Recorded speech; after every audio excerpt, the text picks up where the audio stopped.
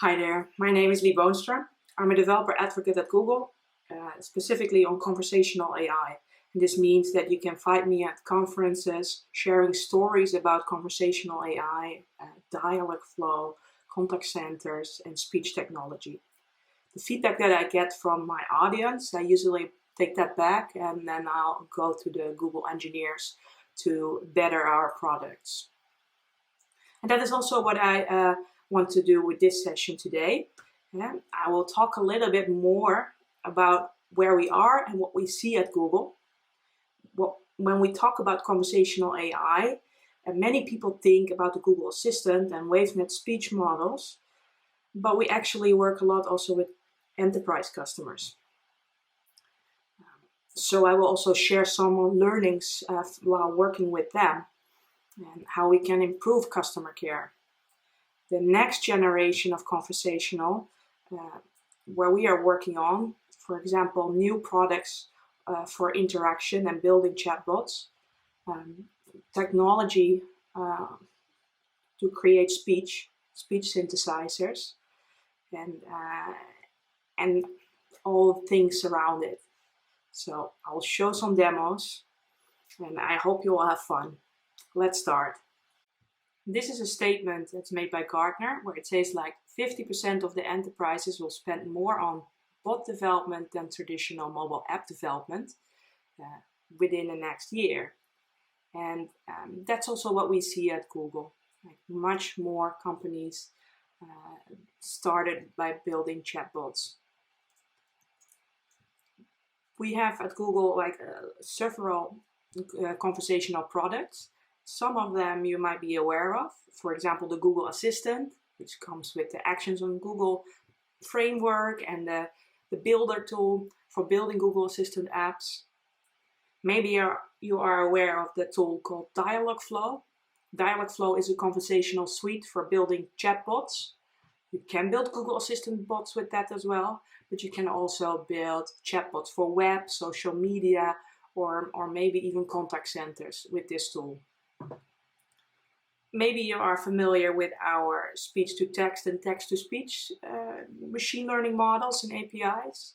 We can listen to spoken text and we can synthesize written text to audio. We'll talk about that today as well. And the last category, this is a category that not many people are familiar with. These are the contact center technology. Like we use bot technology into call centers so that virtual agents can pick up the phone and you can automate like the whole call for you. But let's talk a little bit more about Dialogflow. As you can see here on this diagram, this is our Dialogflow usage, and it started in 2016. People started to get familiar with conversational AI around that year.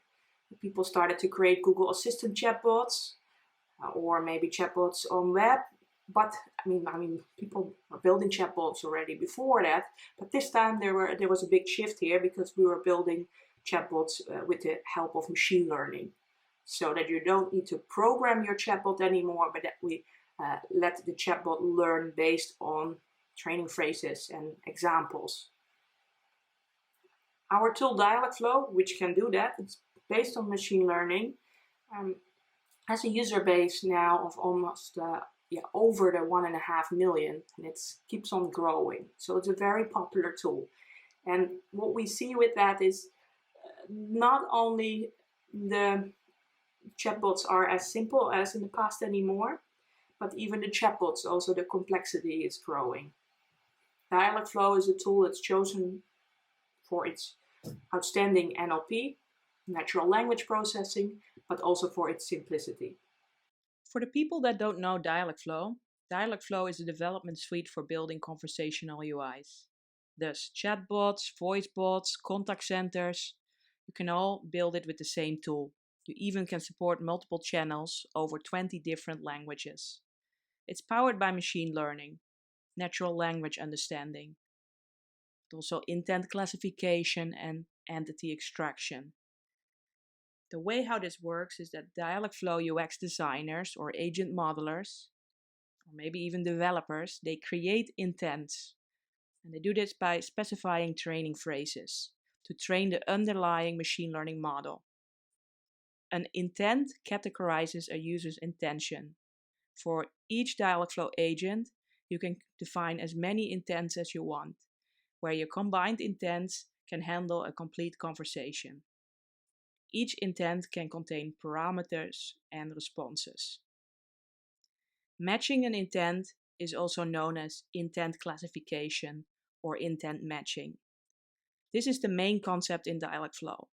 Once an intent is matched, it can return a response. It coded its parameters, we call that entity extraction, or it can trigger webhook code fulfillment. For each example, you can fetch fulfillment. That's, for example, to fetch data from a database. Now, when an end user writes or says something to the chatbot, we call that a user utterance or user expression. And Dialogflow matches the expression to the best intent in your Dialogflow agent, based on the training phrases where it was trained on. Now here's what we see at Google. In the beginning, in 2016, most of the chatbots that were built with these tools, those were kind of simple chatbots. They were building Google Assistant actions with Dialogflow, and typically these conversations, the dialogues of these chatbots or voice bots, they took 1 or 2 turn-taking turns. For example, you could say, "What's on TV tonight?" And then the chatbot would tell you, or the Google Assistant app would tell you, "Well, today on MTV, Pimp My Ride is playing." That's a simple turn-taking steps, right? It's like only one question, one utterance, and one simple answer. But what we see nowadays is like people, they are making much more complex chatbots. They became more complicated over time. People are not building simple chatbots anymore. Now people are building, or actually are maybe replacing their whole customer care, or they are replacing their HR or automating their HR processes. And they do this all by chatbots. Context. Dialogflow works with the concept of context. Just like a human, Dialogflow can remember the context in a second or third turn-taking turn. It can keep track of the previous user expressions. So let's have a demo so you can see how this looks like in Dialogflow.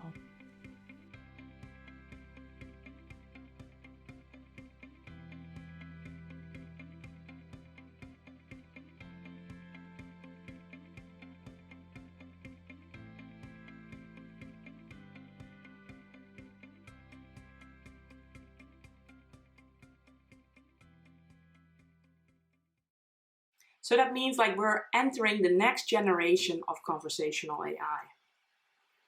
Now here is another statement. This is a statement from Juniper Research where it says like chatbots, they are expected to trim the business cost by more than 8 billion per year by 2022. So within the next couple of years.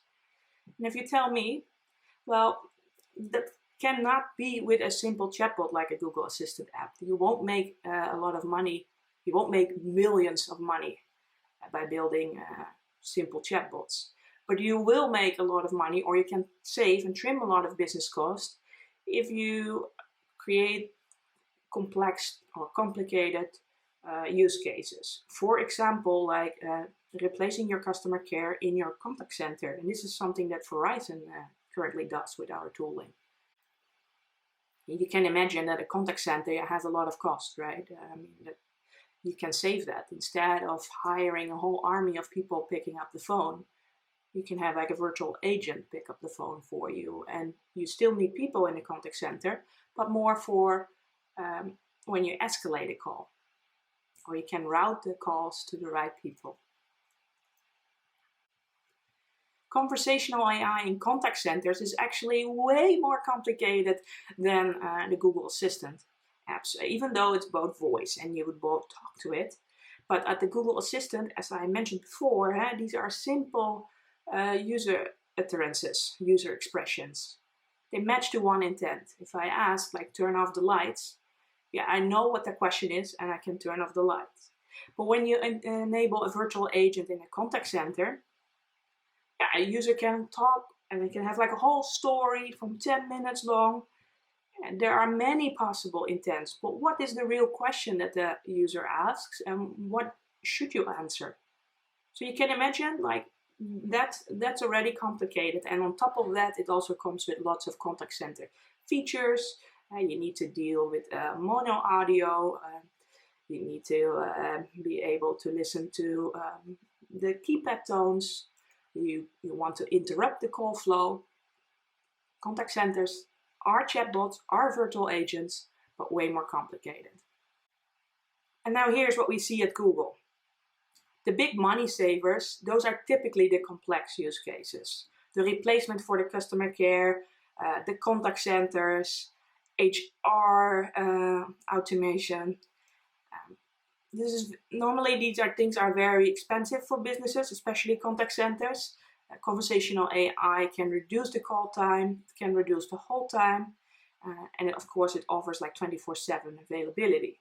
Now the next generation of conversational UIs are more complex. Large complex flows and giant implementations, that's what we see.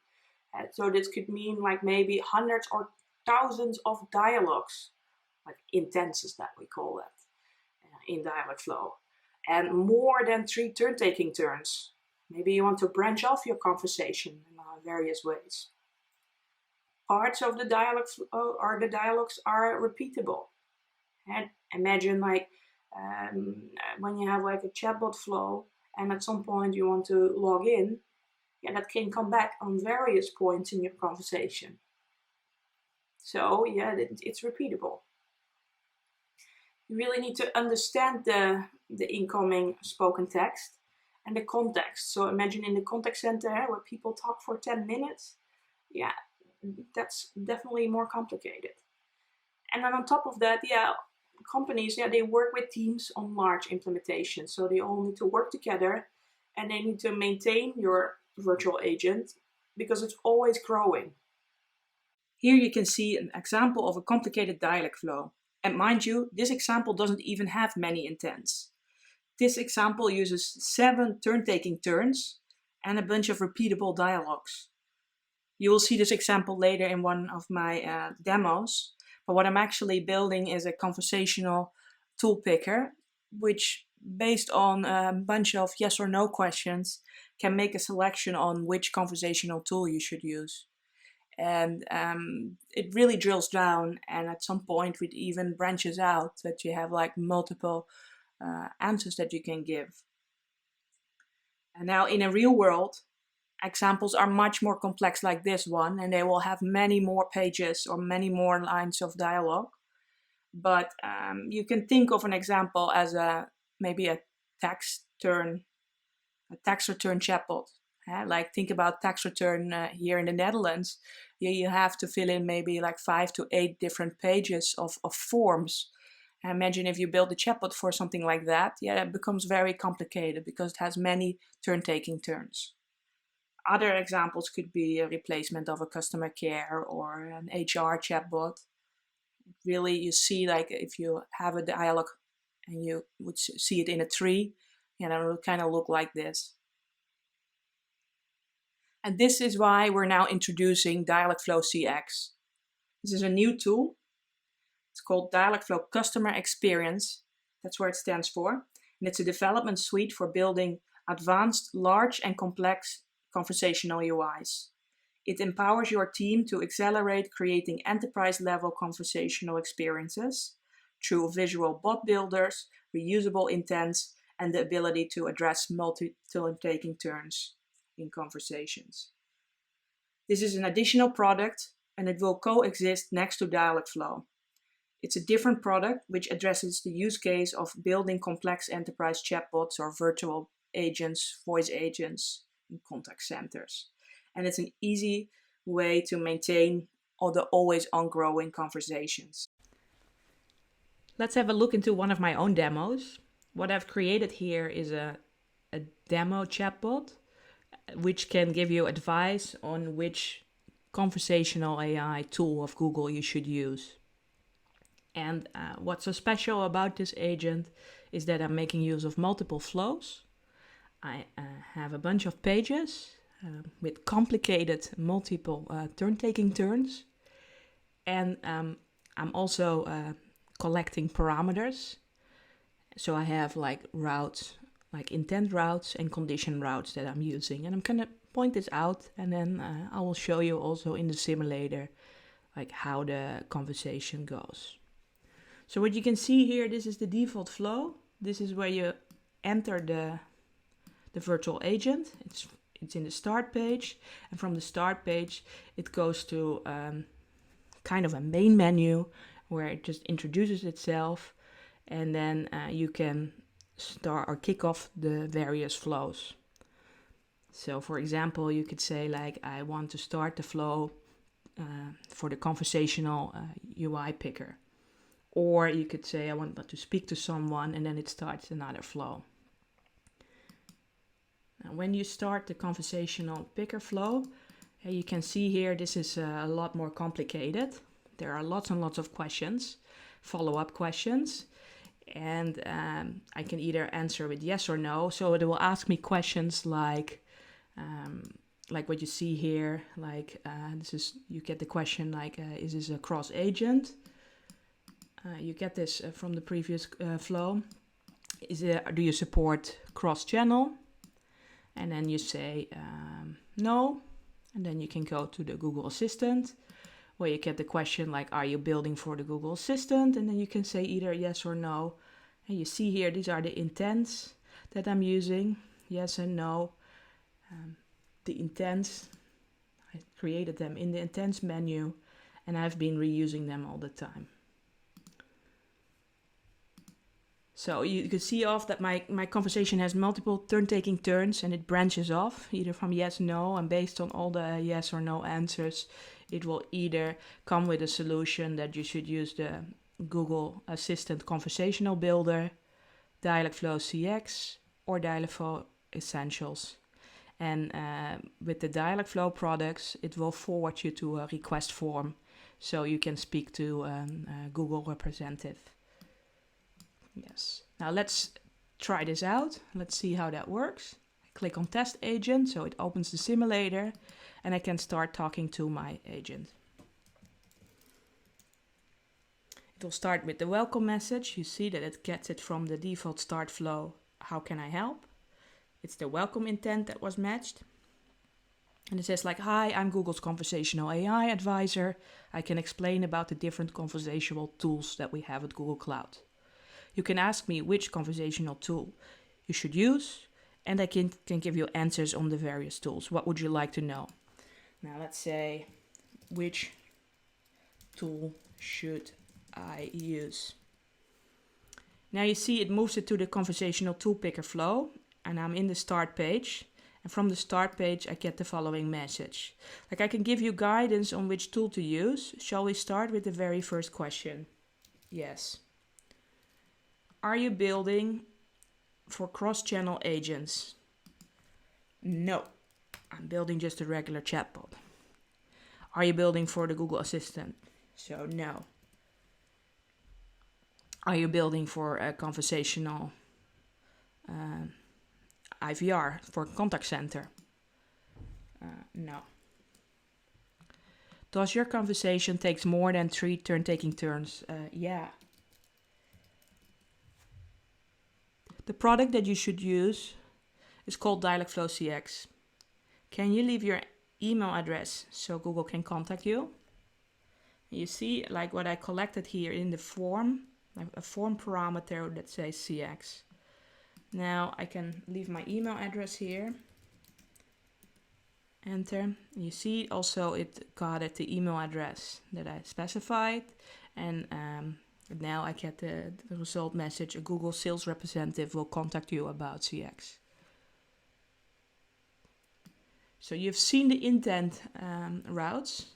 I haven't showed you the conditions yet, so I can show you that as well. For example, when you are in the Dialogflow CX product, Here I have a simple condition that says automatically true. So once you reach this product, I'm setting a parameter under the hood, and then it will automatically forward me to the request flow. The request flow is what you see here.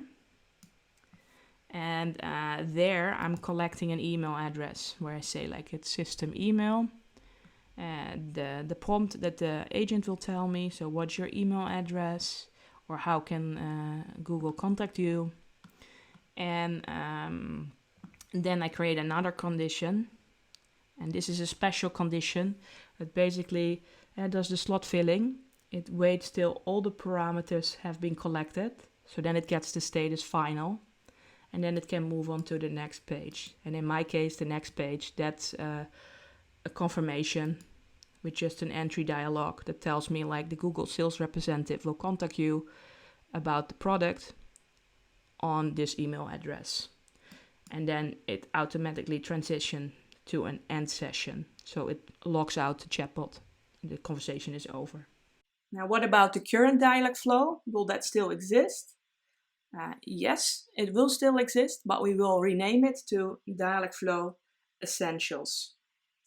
It's a proven product. It has over 1.5 million developers on Dialogflow or dialog writers. So we won't stop this tool. It will still be there and available. It's praised for its simplicity and the state-of-art NLU, but it's also more focused on simple chatbots and voice bots with 1 or 2 or 3 turn-taking turns. It's also a great tool for building Google Assistant actions with, or cross agents, which include voice assistants like the Google Assistant or Alexa. A great tool for small businesses and individuals.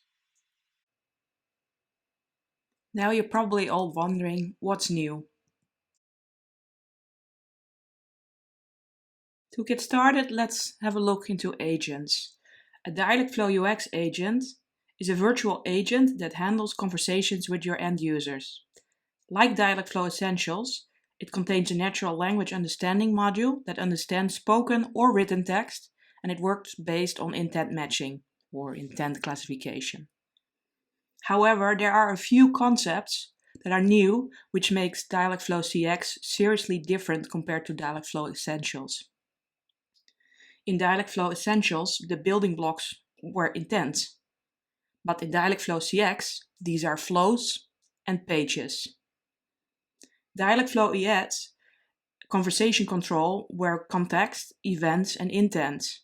In Dialogflow CX, these are state handlers.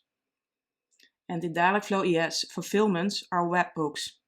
But in Dialogflow fulfillment in CX, those can be static entry dialogues, and they can contain conditional logic, but it could also be fulfillment as in dynamic webhooks, for example, to fetch data from a database. Then there is the flow builder. It grabs each flow as a conversational state machine diagram, which makes complex agents easier to design and understand. You can turn the diagram horizontal or vertical, and it gives you a better overview of your flow, and therefore it's also easier to maintain. Complex dialogues often involve multiple conversation topics. For example, the Google Advice bot, which I just showed you, has separate flows for conversational tool picker, talk to Google, and request info form. These are just like mega agents in Dialogflow Essentials. It allows teams to work on individual conversation paths, and it's typically a good approach to simplify the flow so that your flows are small and easily to see on the screen and therefore modular. Flows can have their own machine learning threshold, which you can set up in the settings screen. So when you work with flows, for example, I can have a team working on the conversational picker, and I can have a team working on the request info form. In reality, think of a banking bot where one team works on a mortgage flow and another team works on payments. A state handler could end the flow, so it could jump back to a previous flow, or you can end a session. This would close the session with your agent. Intents. An intent categorizes an end user's intention for one conversation's turn. Intent matching, when a user input matches an intent, that happens typically through the training phrases that the agent was trained on before. Intents have been dramatically simplified. No longer it's a building block for conversational control. It only matches what the user says. Intents in Dialogflow CX can only contain training phases, and therefore they are reusable. So they don't control the conversation as in Dialogflow Essentials, and that makes it reusable. Intents can be part of a state handler to route to the next active page or fulfillment. We'll see that in the next couple of slides. But here you see intents in action. Intents can be found in the Resources tab, and as you can see, intents can only contain training phrases. They aren't tied to fulfillments, responses, or parameters like how it works in Dialogflow Essentials. And therefore you can reuse them. As you can see in my demo, I have a yes and a no intent, which I have been reusing all the time. The pages, or some people call them the state machine. In a Dialogflow CX conversation or session, it can be described and visualized as a state machine. And a state machine, think of it like a vending machine. It has the states. A vending machine has the states off, waiting for coins, select candy, give candy. And pages, those are the states for a Dialogflow CX session. So for each flow, you can define many pages, where your combined pages can handle one complete conversation on various topics where the flow is designed for. At any given moment, exact one page is the current page. And the current page is considered active. And the flow associated with the page is then also considered active. Every flow has a special start page. And when a flow intentionally becomes active, the start page becomes the current page. For each conversational turn, the current page will either stay the same or route to another page. The concept will also allow you to create larger agents with many pages and multiple turn-taking turns. Pages contain fulfillments. This can be entry dialogues or webhooks. They can contain parameters, like form parameters, and state handlers, like intent routes or conditions and events. Now, what are state handlers? Well, in Dialogflow Essentials, conversation control happened through the context, events, and intents. But in Dialogflow CX, this goes through state handlers.